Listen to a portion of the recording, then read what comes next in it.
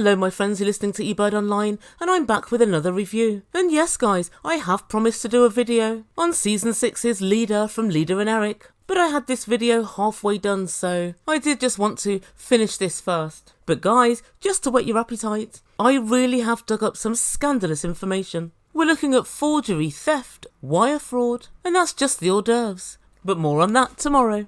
So yes, this is 90 Day Fiancé Season 10, and yet again we're looking at a brand new couple, and this is Nikki and Justin. So guys, Nikki and Justin have got an extremely complicated history. The couple were engaged for the first time back in 2006, 17 years ago. This relationship was characterised by, well, a myriad of lies, the biggest one being that Nikki was in fact transgender. And so Nikki decided to reveal this secret information to Justin during an argument, as you do. And the fallout was colossal. Justin promptly finished the relationship, went back home. Guys, he's from Moldova, and he apparently went into a deep depression. So skip to the current day. The couple kept loosely in touch, and they managed to get back together 17 years later, and here we are. Nikki's filed for the K1 visa, and she and Justin have just 90 days to get married. Are there any problems in this relationship, I hear you ask? Why yes, there are. Justin doesn't know if his mum and his friends will accept Nikki being transgender. They didn't before. And also, Nikki calls herself Nikki Exotica, and she sings and dances. She's also somewhat delusional, but we'll get into that. So yeah, problems are plenty. But before we get into everything, a massive thank you to everyone who's subscribed to my channel. I really do appreciate it, and keep the comments coming. They really do make me laugh. But if you've yet to do so, consider joining the channel. All you need to do is press that big red button marked subscribe. Also, if you enjoyed the video or my content in general, please don't forget to smash the like button. It really does help with my analytics. And if you know anyone else who might be interested in what I've got to say, please don't forget to share on your socials. Thanks guys. Right, so without further ado, I give you Nikki Exotica and Justin. Okay guys, so before we get going, just a quick reminder, I'm here for a good time and not an ethical time. That's a good time and not an ethical time. Right, so the first time we see Nikki Exotica, she's at a photo shoot, and guys, it looks as if it's Barbie themed, and Nikki's wearing a bright pink barely there bikini. And guys, I've got to tell you, her body is a freaking smackdown. And Nikki decides to introduce herself. She's Nikki, she's 47, and she's from Hoboken. She also thoroughly and utterly desires to be Erica Jane from The Real Housewives of Beverly Hills. Oh Nikki, I think you've got quite some way to go. First things first, rip your heart out of your body with your bare hands. And then replace it with a blood diamond. That should start you off. More next week. And so anyway, we see her doing a music photo shoot, and she's legs akimbo on a pink sofa, with pink platforms and a pink bikini, and $100 bills raining down on her. $20 bills raining down on her. Guys, why would you do that? Why would you use 20s when you can use hundreds? It really is such a strange decision to make. And so then we're treated to a montage of her music. And I can say with all certainty, it's nothing I'd ever want to listen to, and in fact, it was far worse than even I thought it'd be. And then she lets us know that Nikki Exotica is an alter ego.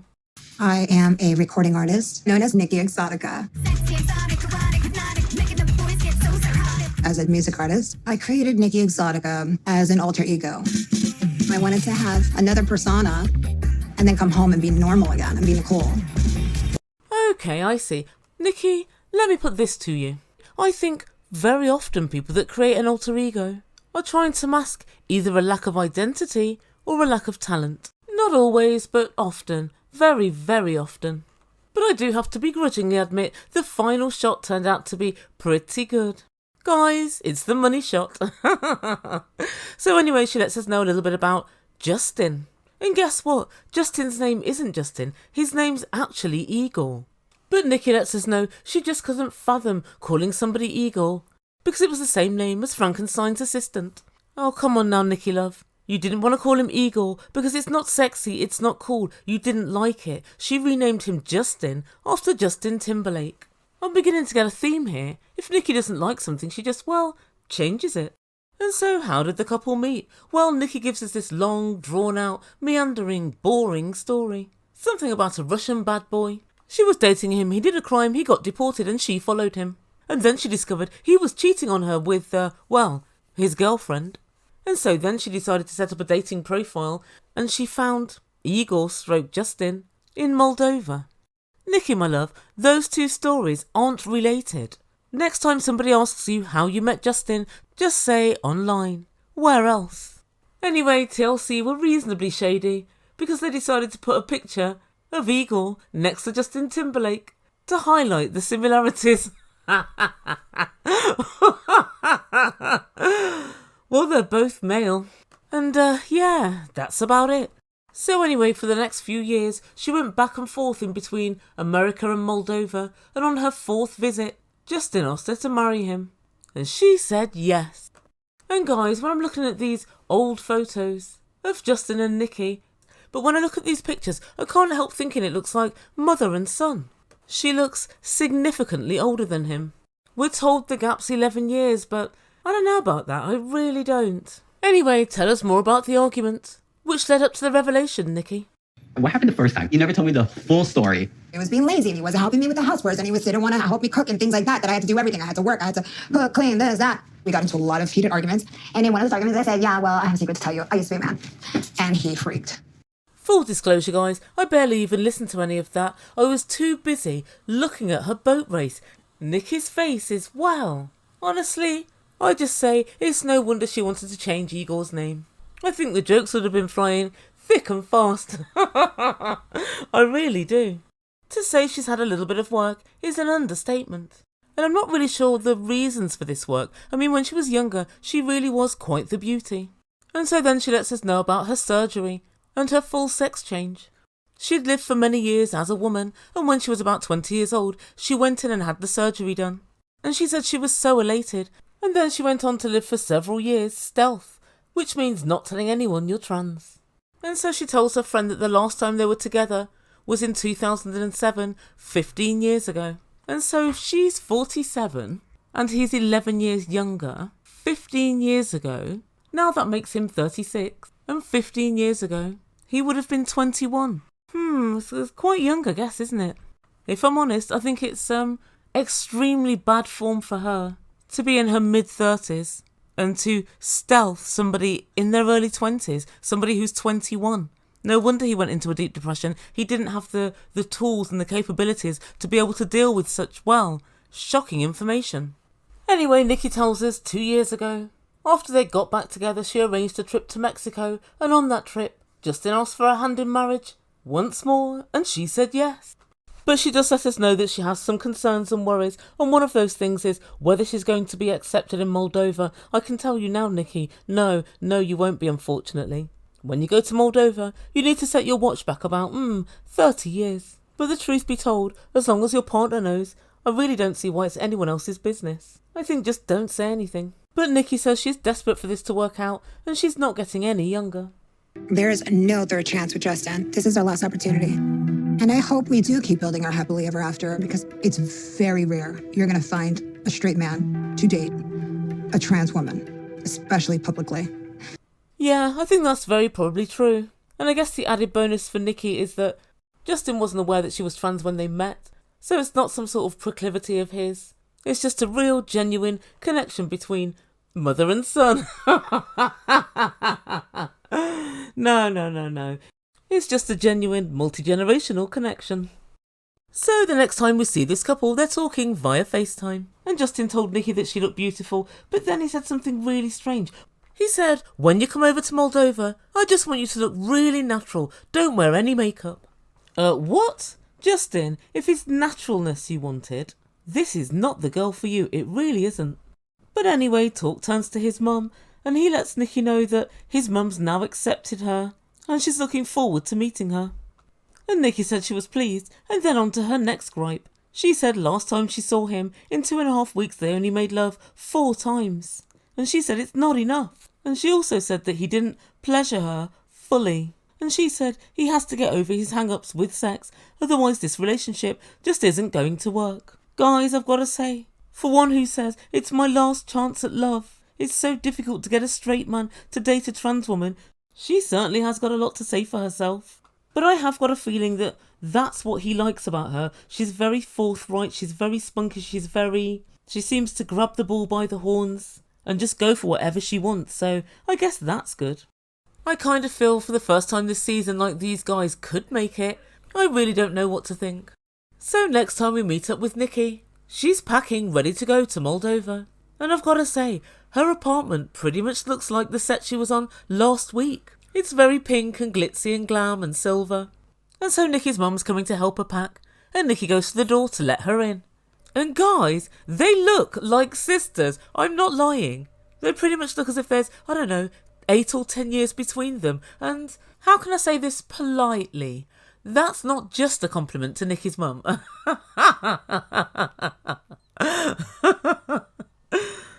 Yeah, they don't look like mother and daughter, they really don't.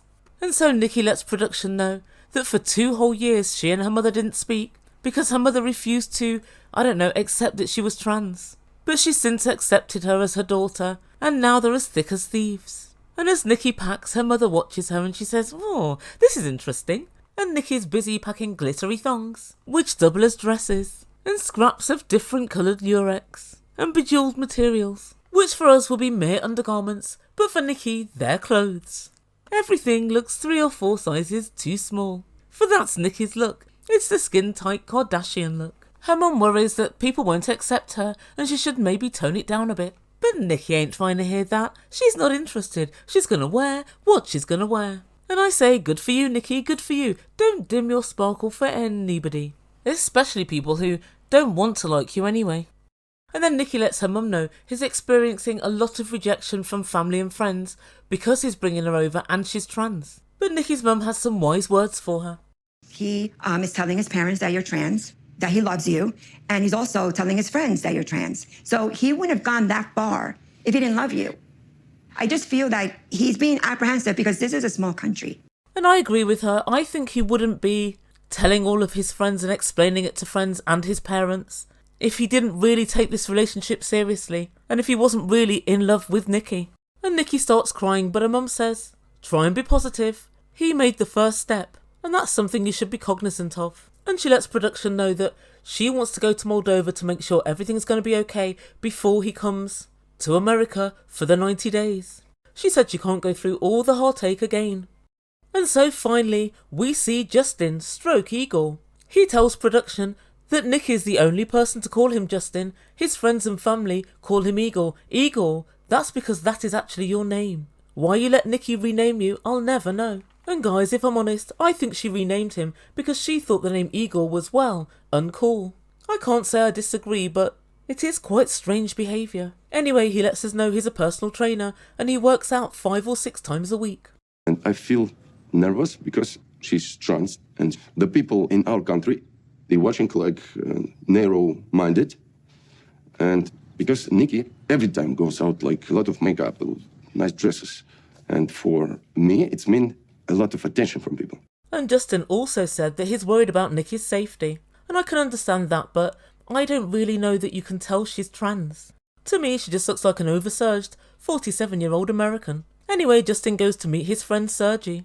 And Sergi said he'd known Nikki for about a year, but when he was told she was trans, he said he was so shocked. And he and Justin sit down to have a game of chess and to discuss the situation at hand. And Justin explained how he found out that Nikki was trans during that argument. And he explained to Sergi that when he found out, he packed his bags and went back to Moldova. He said, I was traumatised. And then he explained that when he returned home, he told some of his friends and they all rejected him. And you could tell he was obviously upset by this. And Sergi asked if he was intimate with Nikki, and he said yes, many, many times. And then Justin explained to production that he really internalised the situation. He started thinking to himself, am I a normal guy? Because I fell in love with a trans woman. Now I would say this, because Nikki looks like a woman and presented like a woman, and she'd had all her surgery done. So I think the real narrative is, I fell in love with a woman who turned out to be trans. And I think that's a very different thing. And then he explained after 2 or 3 years, they contacted each other again. And after a while, they decided to get back together. And then Justin tells Sergi once again of his main worry, that Nikki attracts a lot of attention. And he showed him a picture of Nikki on his phone. And she's wearing a bikini and she's in the sea. And Sergi said, she's absolutely gorgeous. She's better than most of the women here. And he turned around and showed the picture to a whole group of these old men playing chess. and asked them what they thought of her, and they unanimously agreed that she was absolutely beautiful. But Justin finished up by saying if these guys knew that Nikki was trans, they would not accept her. Justin, Nikki, here's what I've got to say to you. Don't tell anyone. It's nobody else's business, really. And that's where we end things for this week. So what does the Ebird make to all of this? Well, I have many questions, but the main one is, what does Nikki mean when she says that Justin won't pleasure her fully? I personally would like more detail, but I do think overall this couple might make it. Mainly because I think Justin has now got his head around the whole trans issue. To be fair to Nikki, she's had all her surgery done, and she does completely and utterly present as a woman. A super-surged woman, but a woman nevertheless. He tells us he's worried about her safety in Moldova. But don't worry, Justin, she's got you. That's why I think he's been working out 5 or 6 times a week. But anyway, soon enough, you're going to be back in America. And so the situation in Moldova is, well, pretty much defunct. Anyway guys, what do you think to this couple? Do you think they're a good match? And do you think it really matters if his family fully accept her or not? I think at the age of 36, you can pretty much do as you please. Nikki got on with his friends and family previously before they knew she was trans. So really I think it's going to be quite difficult for them to drum up reasons not to like her now. Anyway guys, I'd love to know what you think. Please put your comments down below and I'll get on with my next video, which as you know, is going to be the crimes of leader. Guys, thank you so much for listening. Please don't forget to subscribe to my channel if you've yet to do so. And also smash that like button. You've been listening to Ebird Online and I bid you good day. You're giving me wind and rain. You're some kind of butterfly.